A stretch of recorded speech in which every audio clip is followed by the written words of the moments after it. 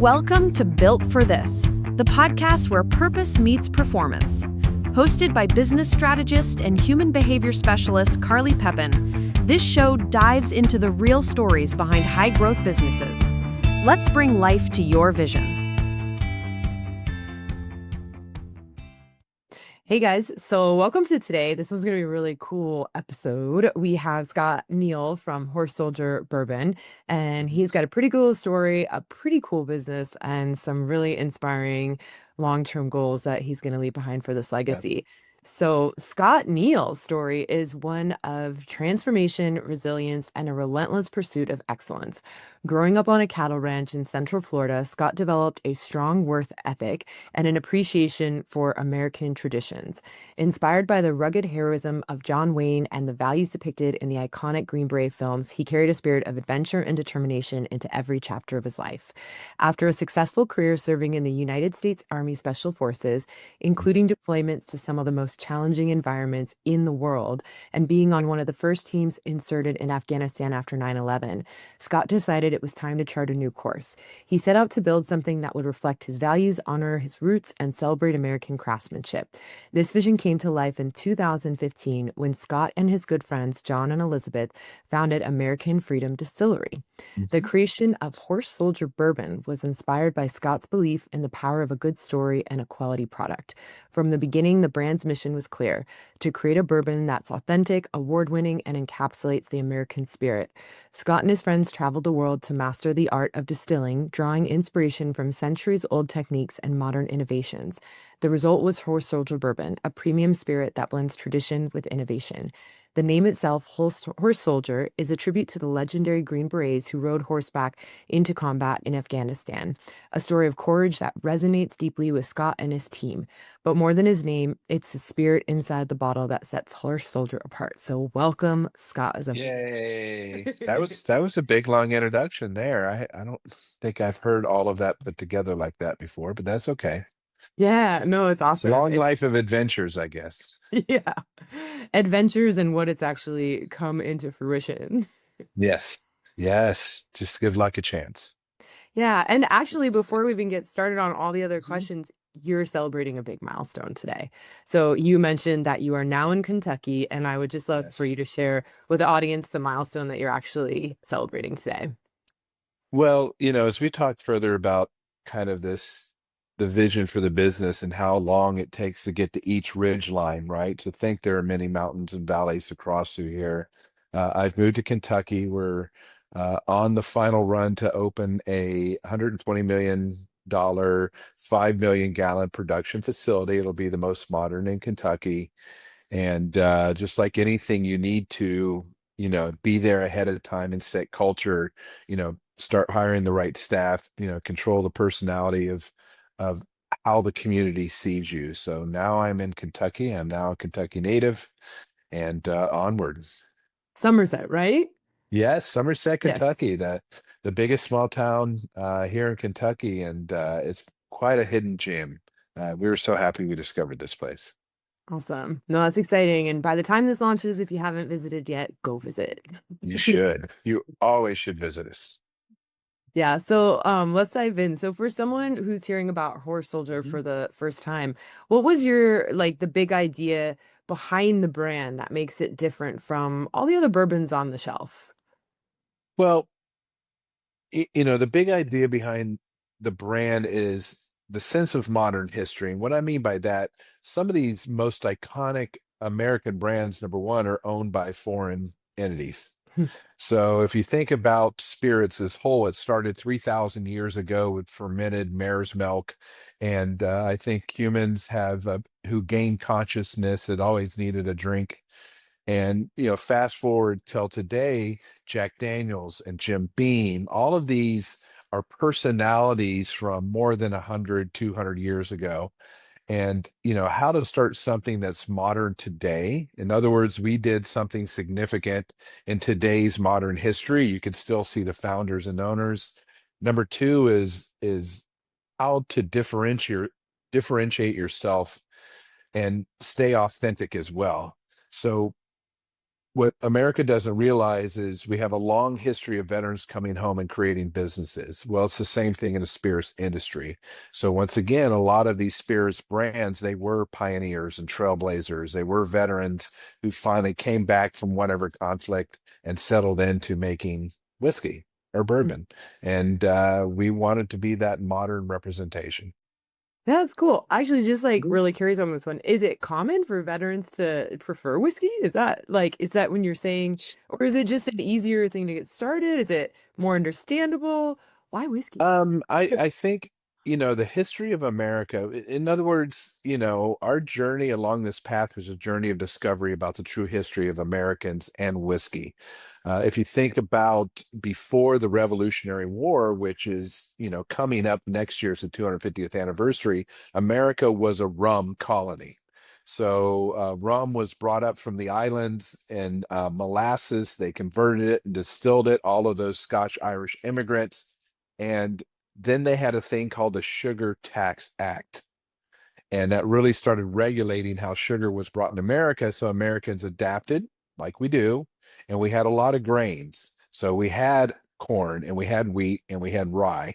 So distillation doesn't care what the base ingredient is. It's the art and the science of distillation. Hmm. So America then, became the whiskey. The very first tax in America was a tax on whiskey. After George Washington was the president, he tried to collect those taxes, and that's when tar and feathering, the tax man, became, you know, in rural communities who didn't have cash to pay taxes. It led to him as the president becoming the commander in chief and leading the Continental Army against a rebellion here in America. So there's a little bit of rebellion in making whiskey, and it's carried on to today. That's really cool. I actually never Yeah, knew that history there you before. go. Yeah, that's cool. Obviously, they don't teach us that in history books, but No, they probably don't want to have kids talk about how to resist and make whiskey. And sure. that's fair enough. Yeah, that we learn on business podcasts. Yes, yes, you should learn all these intricacies of why and how. Yeah, no, that's very cool. Thank you for sharing that with us. Hmm. And Yep. so most bourbon brands, they take 20 plus years to scale, and you've done it in Yes. 6.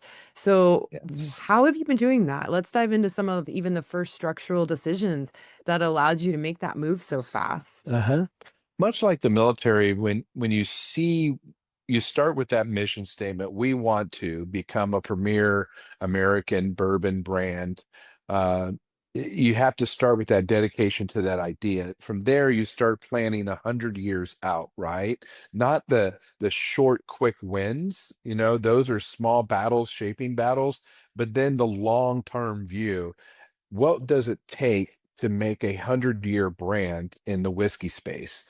And so when we started analyzing a lot of the bigger companies and even the smaller emerging companies, we started seeing some transactions that were happening where this brand was basically local, it became regional, maybe they crossed a few state lines, and then they attracted attention of publicly traded companies and they were acquired, right? So the headline said, for example, High West acquired for 168 million. Well, if you're a good business person, that shows you, right, that there are pathways that you can study, analyze, mimic, and follow. So you're not quite the cutting through the forest of building a brand. So how did that work for us? We really very simple. We were friends that had three different lenses and backgrounds in business. We saw the problem together and we created a long-term strategy. And I like to say we're only 10 years into the first 25 years is how we look at our business problems. That's cool. I love that. And it's fun. I love that you say that because sometimes people see brands pop up overnight and I tell them to do the research and I'm like, takes 25 years to be an overnight success. And when you start to look at the back end, you're like, whoa, this company It is is. It is. pumping it for a while. In other words, if you understand your business and transactions and the pain and the suffrage, right? It it if you're smart about that due diligence and you're patient along the way, the hardest part about that is getting your other partners. So we didn't get here by ourselves. Obviously, we had investors, family offices and others that believed, right? And they believed in the story and the why. And then you keep them, on track with the how, right? Mhm. They want to hear how their investment is going, how the brand's going. They also want to hear the ugly parts of when things aren't going so good. So all of that stuff is just like in the military. You have to have clear communication channels, not only to senior leadership, but to your partners left and right and your employees down. That's cool. And when Mhm. we think about having this 100-year plan, like how would you say that's impacting day-to-day decisions? Uh, you know, there's a view and a vision. We started with a vision of where we wanted to be, and view is short term. Those are the obstacles in front of you. Some days they're daily, and some days are weekly, and some days are monthly. So when you get a problem presented, and that's really where businesses win, is how leaderships handle challenges and problems. And if you say, how is this going to affect the long-term view? To make adjustments or not, right? Let it Mhm. play out. Don't react to the first set of news. Let's gather some more information. Because if you're always reacting every day and every week and you're changing, right, you're swerving. And it takes a lot of momentum. Just like in life and physics, as long as you can keep things straight, you can keep those momentums going. And momentum sometimes is the use of resources. Mhm. So if you keep veering, you're slowing momentum, you're, you know, reappropriating resources. It's there are necessities to adjust, right? But you're still going in the same direction. Yeah, very cool. Was there a particular reason, like, why you guys decided to even start with a 100-year plan? Because that's also unusual. I think, you know, uh, uh, once again, back to your background. If you're military, use strategy, right? Strategy wins the war, not the battle. So you take that layer. Next is we had all become successful in one manner and another. My partners were either successful in the beauty industry or in business, several transactions, which make you credible and notable. And then you put those lenses together. It's not your first go, Mhm. right? You're not so happy you just did that thing. You're like, okay, if we're going to do this again, I'm going to do everything I know that should be done. And in order to do that, we were building something for our kids. And I always say on, other podcasts, we can't give our kids a foot locker full of dirty boots and war medals, right? What's the legacy, the family legacy you want to leave? And sometimes it's a small family business, and other times it's being daring enough and risky enough to try to build something enduring. That is, now you're at the mature level of getting to multiple ridge lines at one go. Yeah, no, I love that. That's beautiful. Hmm. It's really cool. It is cool. You guys have all this like really, it sounds like diverse business experience that is Yes. being compiled Yes. into this one brand. But Hmm. sometimes it doesn't even sound like a lot of it is actually based off of liquor at all. No, no, Mhm. this principle we overlaid on the thing we found, and we found liquor, whiskey, because believe it or not, we're still goofy guys, and Elizabeth is Snow White. And I say that because when Coco and I get together, it's as friends should be, right? We have the maximum amount of fun. When our kids get together, we have the maximum amount of fun. So the enjoyment of life sometimes in America revolves around a good drink. Mm. Also, your saddest moments, right? When you remember and reflect is a good drink as well, a great wine, all of that stuff. We found that, you know what? Yeah, your grandpa always said, do what you love to do, and you won't have a job. We loved being together and hanging out, and we found that the center part of that was drinking good spirits. Yeah, that's very cool. I love that. Yeah. And when you think about this as well, because as you're growing this brand and it's growing so Yep. quickly, how has the team structure shifted as you scale? Yeah, it started on a small, under a handful of dedicated friends, right? Who were only brought together by the curiosity of what this could be. Then we put a former structure, and it turned in more into a friends and family. So we had other friends that we had served with, and that became your natural talent pool because you had trust. They were in the same life circumstances. They had successful careers, most in the military. And the good thing about making whiskey, you could teach somebody, but you can't falsify the story and authenticity. So we had both ingredients. So once we made and were dedicated to making something good, it led to the sales side, which is all storytelling, the why, right? And the purpose of the brand. So that grew us substantially until we realized we needed technical professionals. So your accountants, right? Your experienced sales teams that have been in this industry. So you start to get thicker with employees as your talent, right? If you want to go fast, go alone. If you want to go far, go together. So most of our conversations today are about people and resources. Do we have the right people? And those are the technical experts, whether it's making of the whiskey, the warehousing of the whiskey, the bottling line, all of that expertise that comes with professional experience.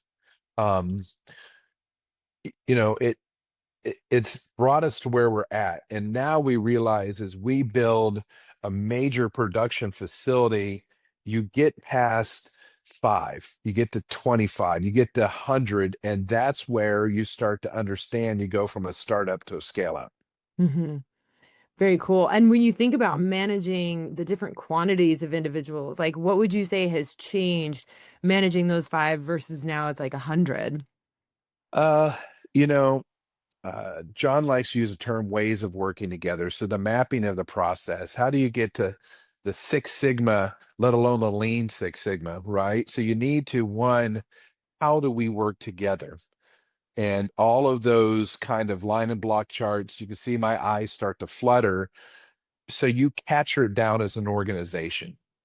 Once you have that, you can hire managers and supervisors of those tasks. If you don't, it's a pickup game, right? You're going on sheer guts and inspiration or sheer, depth of professional skills. To Hmm. run a larger and upon larger organization, you have to put these systems in place. So that way, as people rotate in and out, you begin to do what's really necessary in a scale up, and that's performance measures and metrics. Hmm. Okay. So it's we're in the middle of the beginning of building these big processes. And you can see my hair right here. It used to be handsome and not gray. And probably the business of the business is taking more of our time. The fun part used to be fun. The startup used to be the startup. We kind of believe we're making it.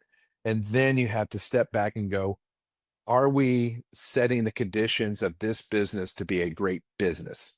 Hmm. I love that. I love that. And Yeah. even would you share with like the audience, because I'm a firm believer in what you're sharing as well, is how is this actually and how has this helped you to prepare even to maybe step out in the future? Because I know that when Mhm. we implement these systems and processes, it can be quite difficult and time Yeah. consuming. But I'd love for you to share like what the plan is for the future once all this starts to run more effectively. Yeah. Well, military is a good demander of successions, right? On the battlefield, leaders lead, and sometimes from the front, and sometimes the front receives the fastest and most accurate fire. So, what made American military so unique is that when you have the commander's vision and the mission statement, and all ranks kind of understand, their part in this. So when things start coming at you, if the leader steps away, is incapacitated or for whatever reason, the organization understands where they're going. So we've planned that since the beginning, and you always want to train your replacement. It's counterintuitive, I've learned in the civilian world, but your organization is stronger when everybody knows what needs to be done, how to do it, who's going to do it. But then again, you need to be able to step away and it should still go. Hmm. And uh, part of what we do is now as we get bigger is we have to figure out both internal, how is succession, and then when is external. When do you need new thought, new processes, new blood, right, to kind of open your organization up to growth. It's no different than a gardener pruning trees. It's beautiful as it is. It starts to get a little, the seasons will change and the leaves will turn, but if you just prune it, it will grow back even better. So that's how we've been looking at this problem. Amazing. Hey everyone, it's Carly. If you're really resonating with what we're talking about and want to get clear on what truly drives you, what your core values are, head on over to my website. In the tools and tips section, there is a free values assessment. And this is a quick exercise that's going to help you to uncover what actually matters most with you so you can lead and live with more clarity, fulfillment, and momentum. And I'm curious too, like when you started to notice this is going to be an issue, like if we don't put in these very specific structures, systems, processes, like things are going to blow up. How many employees were you guys at where you had to start to not just think about, but then make the switch? I would say about 20, Cool. 25. And it's because now when we open this facility, I'll have 40 to 50. Hmm. And those people will have to be leaders as well. So what you don't want to do is you don't want everything to stop while they search you out and ask you. You want the organization naturally to do the tasks that are needed to provide a quality product and sell a quality product. We still say every day hedgehog. Hedgehog is the goal that we make something and we sell it for profit. Don't ever forget that. What are we doing today to make stuff better? And what are we doing to optimize the profit for the business? And it's after a while, the CEO becomes the greatest cheerleader, right? The sunny horizon, everything's great. Yes, there's a little teacup tempest going on, but we're positive. The president then assumes the role of, I hate to say it, here becomes the grind. Today we're gonna do the things we do to make great whiskey. Are all the things being done? Yes, they are. Okay. The marketing gets to be the most optimistic because they don't get clouded with the day to day. They get to see, are we making that adjustment based on consumer feedback, or are designs adapting based on some of our partners and on and off premise, the bartenders, everybody starts talking to us. Hey, your safety uh mechanism on top of this is too hard to get off, and I just leave the bottle there. See what I mean? All of that stuff market handles. What does that mean? How do you go from a kindergarten orchestra to a high school orchestra? You know what I mean? To a professional, well-known, well-hewn, beautiful national orchestra, and that's what we're going for. Very cool. And Yeah. as people kind of move up this leadership scale as well, like, do you guys do leadership training from the inside? Is it mainly that they're getting to work with you and the other, executives more closely? Yeah. So we use a mixture now. Once a year, we have what we call brand synchronization, where everybody comes in. Number one, it's a chance to refresh old relationships. We invite the families in because a lot of us we serve together, so our families know each other. You want them because they are a partner when the husband or the wife leaves the family. You want the family to see and understand the purpose. Next is professional education. We provide funds, and also there's several programs across many states where veterans actually receive funds from the state for veterans training. So we seek those out, right? As once again resources. Next is we have speakers that will come in, and you never know when you get just a kernel or a nugget from a speech or some kind of team developing situation. And then our biggest thing is we have adventures every year. So one time we jumped into Normandy as part of the D-Day experience, right? We let maybe a junior person plan it out so they could showcase their organizational skills, where you don't have to worry about the details of the business, and they can kind of show you how they um, can organize large things and put it together and seek the resources and get going. So those team events have been probably obviously my most favorite thing, but something that's key to the business. That's awesome. I love that. Yeah. Yeah. And even when you think about the communication dynamics with the company, because, you mentioned a lot of information that you're getting from the different levels. How do you Yeah. guys manage the system that creates the opportunity for you to be even gathering that data? Well, one, it's the rhythm of communication, right? How we gather, starting early in the week, right? And who's on what calls together. So that way we can kind of just get a pulse, a quick pulse. And even if it's 30 minutes, this is what I'm working on this week. This is what I think some issues are. Okay, that sounds good. And then, the founders are we text, I think we might burn our cell phones out once a week in the amount of text that we do because it's thoughts. It's something that makes you giggle and takes the pressure off. It's hey, before I get in this meeting, update me on X. So we're using all levers of modern communications. Next level of communication is how to professionally structure and organize your emails, Mhm. right? So they're quick and to the point. Sometimes some folks love, multiple scrolls, right? And when some folks, don't need the entire context, they need to know what you're thinking. And do you need to talk to me personally? So the bottom line up front becomes very important. Next is AI as a tool. Don't let it do the thinking for you. Just let it, clean your grammar up and do things. So it's interesting watching people learn how to check themselves with AI. And but then again, you can't let AI do the thinking for you. You have to put it inside of it. And then finally, video conferences. They become so easy. I think they become unnecessary sometimes, Mhm. right? Not everybody needs to sit somewhere and watch somebody talk about a thing.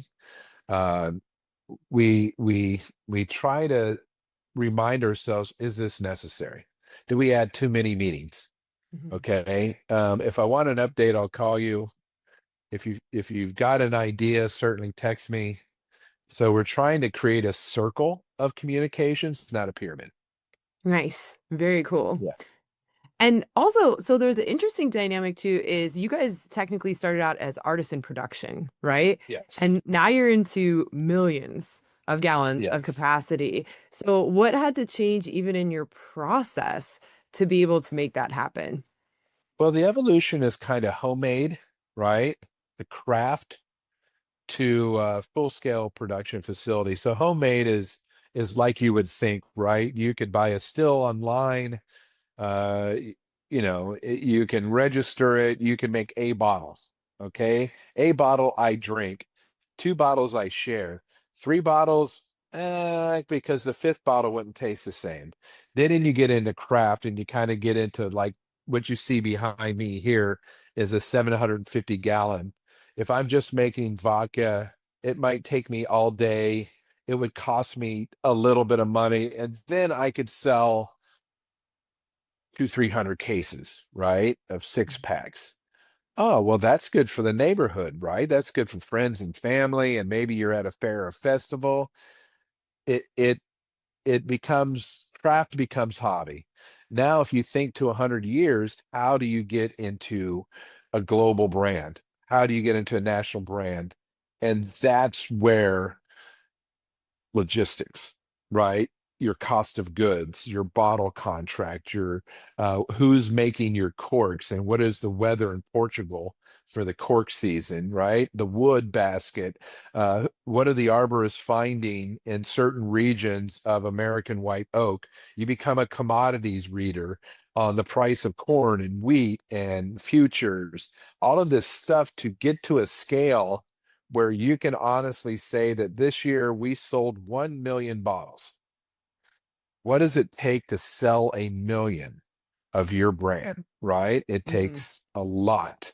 And it goes back to that orchestra. You are a feverish, you know what I mean, composer. Your hands are flying everywhere and you're bringing up the bass and the trombone and you're matching it to an opera. And at the end, the customer is satisfied. And it Mhm. starts again next year because you want them to buy a bottle again. Yeah. And it takes a lot longer because the aging Yeah. process, right? What's uniquely different is there's really only two ingredients when it comes down to making a good bourbon, and that's Mother Nature and Father Time. Mhm. Mother Nature is all the inputs and the corn and the wheat and the yeast and the oak tree that makes a barrel. Father Time, you cannot microwave bourbon. It takes 2 years minimum to be called a straight bourbon, and to get its color, 4 years to 6 years is what most bourbons typically are. And then you have your world class, top of the line, 12 years and on, right? And so the hard part about Father Time is it takes whatever he wants, because the first year it evaporates 10% and then 4% a year after that. So you're racing Father Time Mhm. to make the best bourbon that you can. That's wild. Okay, so this also sounds like it has massive upfront capital. Well, did I tell you two ingredients? Did I mention a third ingredient? And that's called money. Yes.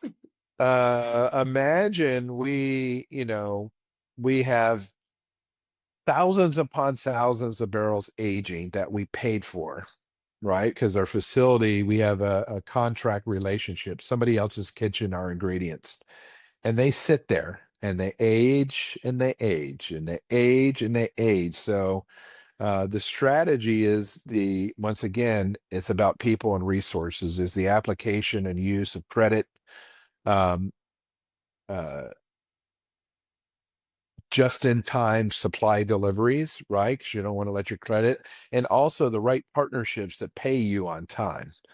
When Hmm. we first got into this and we were lesser known, some of our payments were 60 days after we would deliver. So not only did you have to lay out all that capital in production and warehousing, but once you go to bottle it and you put it on the truck, sometimes you're waiting another 60 days to realize that sale too. So uh, Hmm.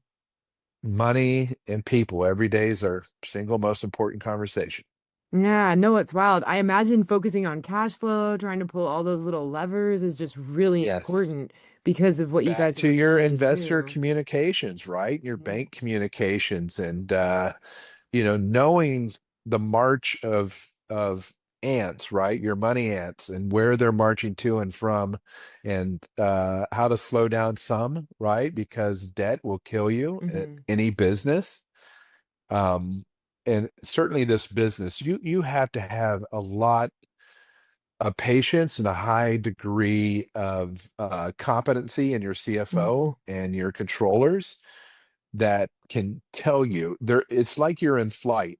When you start off with yourself, you're just in a Cub airplane and you see a couple dashboard things and you can pull the levers, you're fine. All of a sudden you're in a bigger aircraft and now a small jet, and then you're in a jumbo jet with multiple panels and multiple Hmm. signals and engineers next to you. That's what happens as your business grows. As a leader, you're watching all the gauges at all times, and alarms are always starting to come on and off, and you're pressing buttons and making adjustments and talking to your co-pilot and your engineers to keep the aircraft going. Yeah, very interesting. And Yep. okay, so I didn't even actually cover this, but your business is how many years old? Officially, we're 9 years old Or from 9 years. formation, right? We started selling product 8 years ago, so it took us 2 years. Yeah. uh, to get the company going, get it funded, get some barrels into inventory. And then 2018, we began to sell our first products. Okay, so I do have a question now for you because one of Sure. the ones that you were mentioning, it takes the 12 years to age.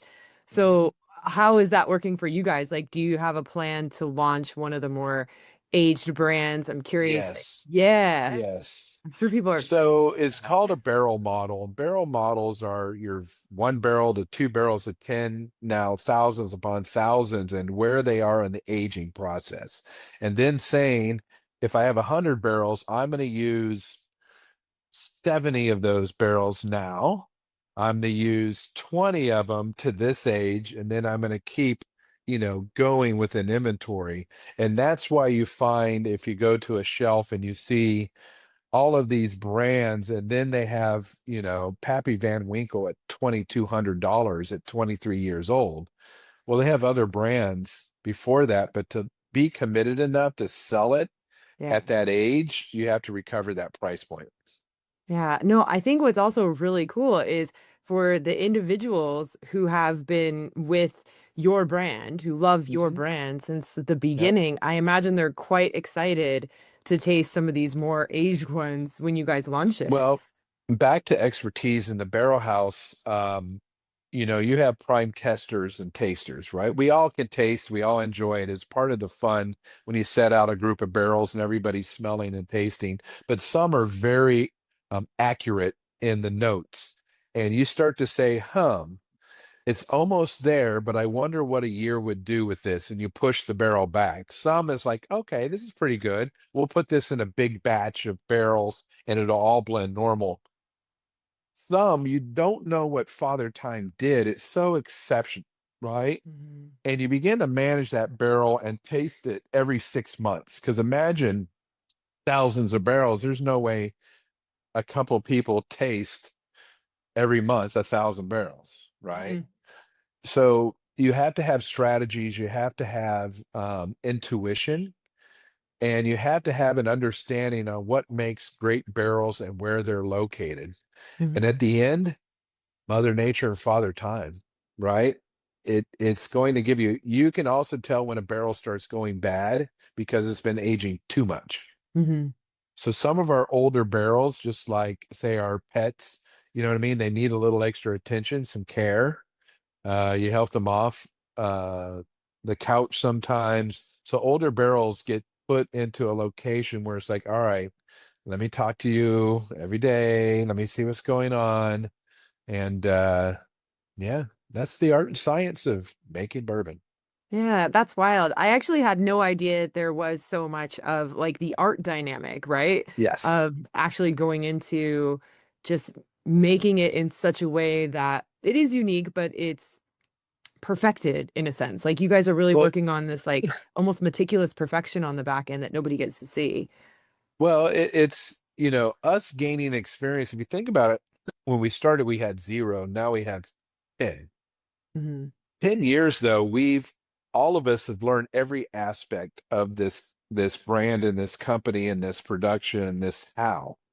Where some people may be in a 200-year brand, but they've only done that one job all their life. They haven't done the financial side, they haven't done the sales side, the marketing, all this. We have a very unique group that has done so many hats, right? That way we can scale quicker. And what I mean by that is everybody understands why marketing, needs to get the tasting notes accurate so they can do the sales sheets before the product launch. So I think we're a bit of an advantage. If you look at most other industries, how did Toyota overtake Detroit General Motors, right? They used Japanese precision and accuracy, and they were really adaptive.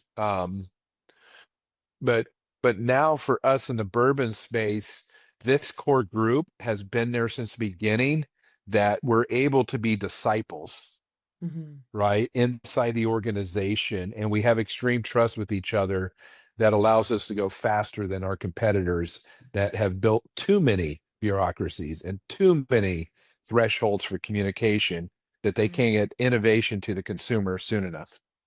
Yeah. Okay. That's interesting as well. And because even Yeah. that dynamic, it sounds like the individuals who have been with you, is it from the beginning? Like I most would say people? generally so. The Mhm. first year to 2 years was a spurt Yeah. of small, right? Five, six, seven. And then the core group has been here since that second year on. Okay. And then as we get ready to open this production facility, we'll be hiring 30 people. So now I spend a lot of time with our human resources department on the ways of working, process, procedure, KPIs, which leads to your bonus. What are the hiring methodologies, right? All the things you need to understand as a leader on how you're going to build your core um, uh, culture Hmm. becomes important, because there'll be a day and when some of us will start stepping down in that drifting of the why, right? See how my hands are getting off screen? Gets further and further. So if you don't begin to keep that knowledge repository, even historical paperwork and historical items, right? Somebody will want to see it 100 years from now Hmm. and try to reverse engineer how we did this. Hmm. So all of that we have to do ourselves now. Yeah, that's very cool. And so with the cultural dynamic, because it sounds like as you're hiring for culture, you're hiring, you said you're using different methodologies. Like, what has been Yeah. your favorite way to hire people so that you're making sure you have these individuals that they're the right fit? Right now, it's been, a mixture of recommendations and word of mouth. I Hmm. think people see something emerging, and what we've seen with some of our hires is they were so far below uh, that they felt that they couldn't advance and grow. Hmm. All of a sudden you give them the opportunity and they really shined. They understood the problem. They understood, because their previous organization had so many process and procedures, where to include that and where to get rid of the excess. And so that has we added them onto the boat and they brought a bigger oar. So Hmm. we're actually rowing faster each time uh we have a quality hire. Very cool. So it sounds like they're also helping by giving the feedback from other companies of just what was Yeah. keeping them locked Yeah. in. Yeah, so the experience is everybody comes with a base of experience. When you're hiring somebody, we're past the point of in this position, I need these skill sets. I don't need a friend, right? And friend go figure it out and do the best you can. I need this hired professional. Now, the hired professional, the interview process becomes key, right? Are they aligned? What additional values that maybe you didn't put down on a piece of paper? Maybe they did some special um, projects or some special things, or they were there at a start of something, so they know what the beginning is. A lot of times, people in the middle or in the end, if you're a startup, you don't need to know that. You need somebody that has been to a lot of beginnings. Hmm. And now we're in the middle. I need more people that's kind of built processes in the middle of things that we don't have yet. And I can rely on them to build that way of working. Oh, interesting. Hey everyone, it's Carly. So, if this conversation is really hitting home and you want to get a real snapshot of what's working and what's not in your business, head on over to my website in the tools and tips section and you can have the business performance health check. In just about 15 minutes, you're going to see where the friction is and where your next growth opportunity lies within your company. Okay. Yep. And as you guys talk about culture as well, is what is the culture of your company? What are the values? Um, we have 12 values. Now you're going to put me on the spot, to remind myself. One is authenticity. We're still humans, right? So we want to be authentic. We don't want to pretend we have it all together because we don't. Next is we want to be entrepreneurial. We want people to bring us things that might be, right, the next best thing. We want to create those mechanisms that they feel free to push for it. Some people might mention something and everybody's saying no. Do they have enough of the personality? Say, but can I talk to you again? I'm not, I don't think you're, seeing what I'm seeing. Accountability is one of the values, right? Because we're moving at such a pace and rapid growth. We need to rely that you're doing it. If you need daily supervision, right, and task alignment, you're probably not the right one. The organization's moving too fast. Selflessness. Um, you can't count. Sometimes some folks get recognized because we have this military unique past, and uh, if you're too selfish, you could spotlight yourself. If you have a lot of conversations, you talk about I and me more than we, Hmm. probably a little too selfish. So all of those values, if you have the right interview matrix in session and you don't know the person, hopefully that brings them out, Yeah. right? Then once you get them, you assign them a mentor. And we have notices that let leadership check in on them so they feel they have a connectivity not only to their immediate boss, but to the company overall. And then from there, your first quarter, you try to have a sit down and say, hey, this has been a good hire, or maybe this hasn't been such a good hire. What are you thinking? And being honest in that first evaluation. That's cool. I Yeah. also love you guys have the dynamic where they're assigned a mentor. So does every employee get a mentor? I would say yes. Hmm. And it takes energy, right, to put that in place. You know what I mean? To say, stop what you're doing. I'm getting very agile and I have probably 18 calendar reminders of different things. It's my own little assistant. That's where I hope AI comes in Yeah. and can help me be a better multi-platform manager and leader because as a startup, you don't have the resources for an assistant, Hmm. right? We barely now have the resources for a chief of staff, right? Just the gatekeeper of all projects and things. I think AI now is coming on so strong. I want to make sure I'm not over relying on it. I use it to see it. Hmm. It now has some capabilities that, you know, I'm, I'm, I wish I had more 12-year-olds that would probably show me some more, right? Yeah, 100%. Like anything modern, to see if it would ease my day. And ease my day is keeping me on track in communicating to the organization. That's Hmm. it. I have to be, the champion, the referee, the leader, the manager, you know what I mean, the husband to my wife, I got to walk my dog, all of these things, and I'm a human. Hmm. Technology is supposed to make that better. I equate to the good old fashioned. I remember when Excel spreadsheet came out. Now it was going to do all these wonderful things. Look at these wonderful things. Then you had to take everything you had ever done and make it into a spreadsheet. Well, then it did five more things. And you're like, I don't know how to do those five more things. And now it does so many things. It, I don't know what to do with it anymore. Yeah, it's It mind just blowing. doesn't manage a few things. It's like, what? So AI, back to AI, it does so many things now. What are the things I would like to seek it to do for my organization and me personally? I don't know. We'll see.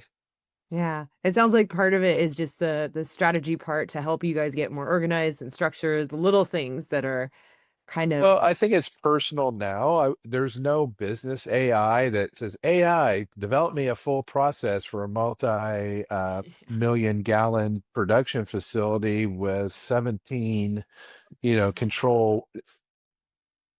Clap, clap, clap. Here it is. Oh, I thank you. it'll try, but you're like, no.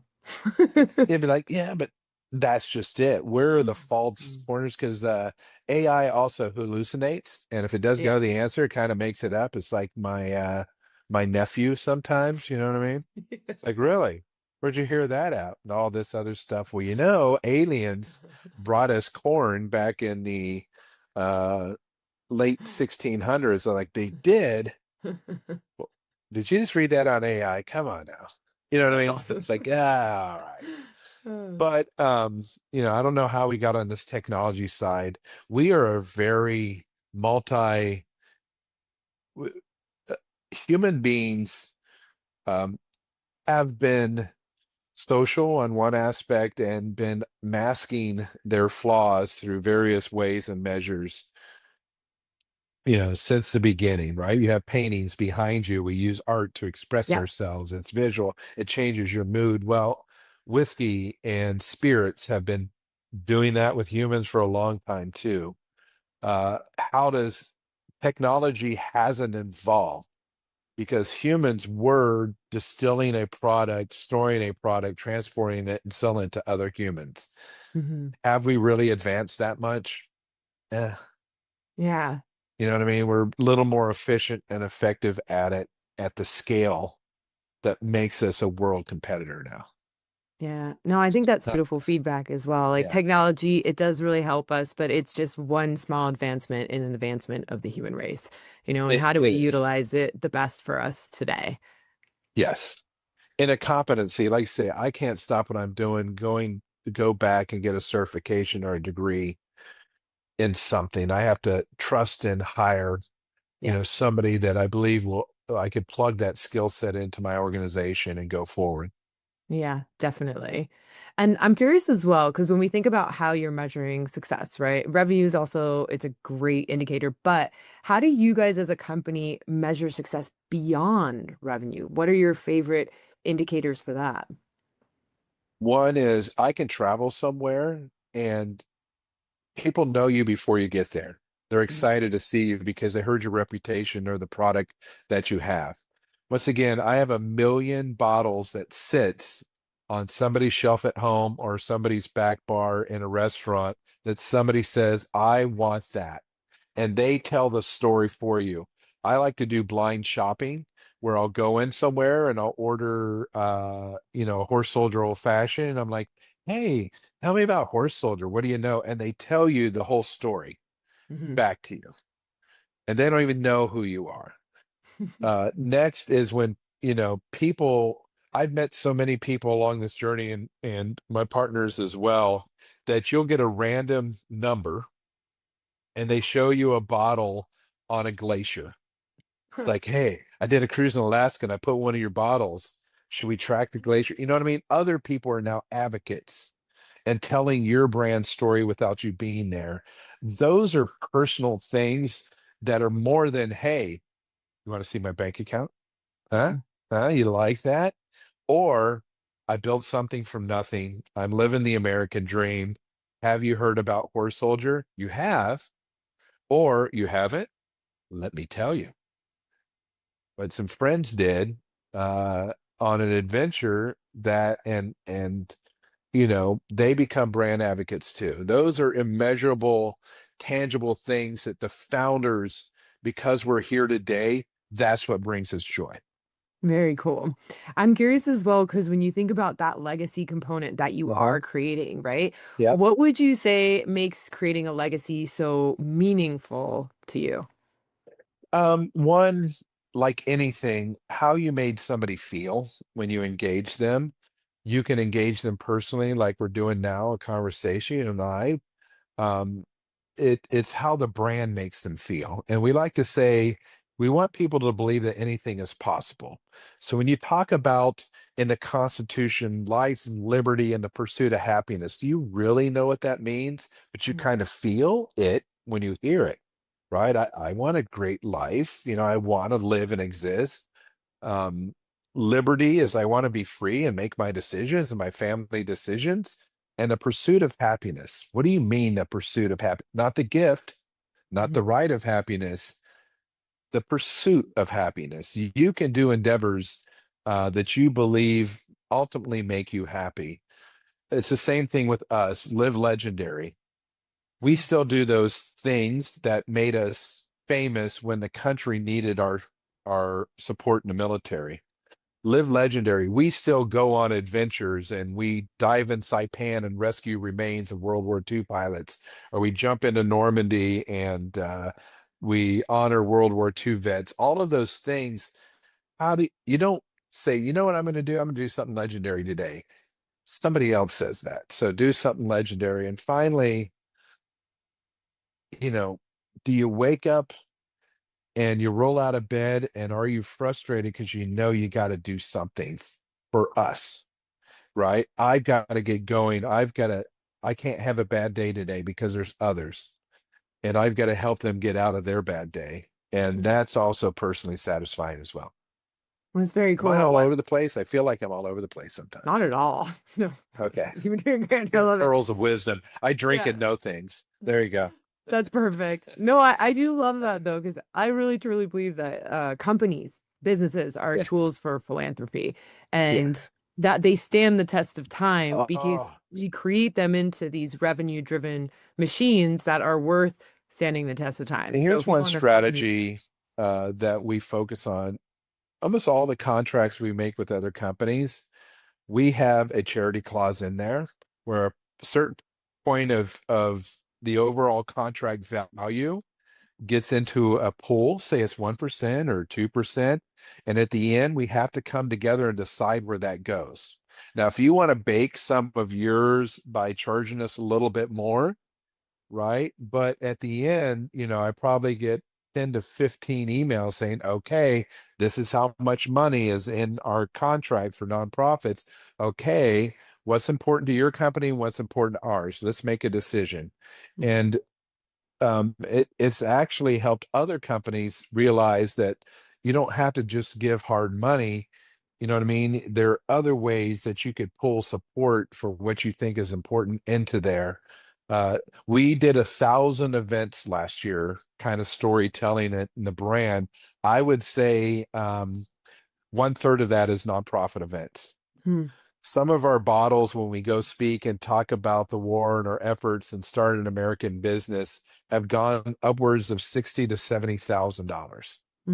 That's amazing. And it was because it was a charity event. They were already there to give, but the emotion of this brought such, and it all goes to the charities we're at. So it is part of our culture. It's almost, you don't have to state it. It is, Mhm. right? I don't have to write a blog and I don't have to put something on my website, you know what I mean, to say we're doing good things. People rely on us that we are because we are. Yeah, that's beautiful. And that's the Yeah. culture that you're locking into your 100-year plus legacy. Everybody, why? Because everybody, also gets an additional week off for charity events. And even if you want to go cut down a trail, be a Boy Scout leader and go, we encourage all of that. There's never a no. There's how do we help? Um, so that's how you put culture for others because they have things that are important to them too.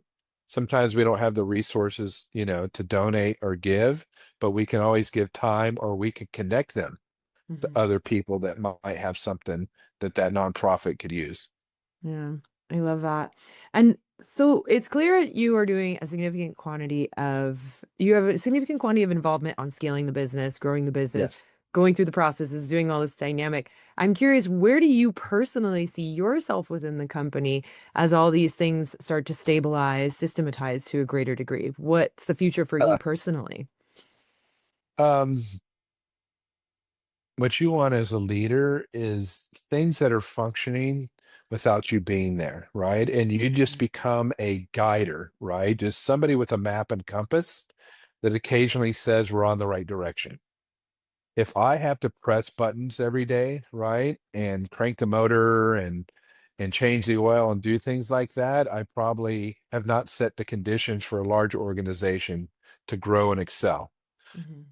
Um, I also don't want to be to the point where I'm no value to the organization, Mhm. right?